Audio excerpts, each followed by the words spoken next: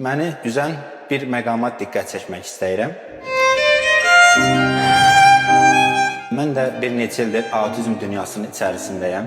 Bu zaman içərisində bir çox valideynlə tanış oldum. Bu fərqindəliyi qəbullanan, mərkəzin koridorlarında uzun-uzun saatlarla gözləyən sadəcə analar olduğunu gördüm. Bu mübarizənin içərisində təəssüf ki, atalar çox az olur. Sevgiyə möhtac evladına sevgisini verə bilməyən belə atalar gördüm.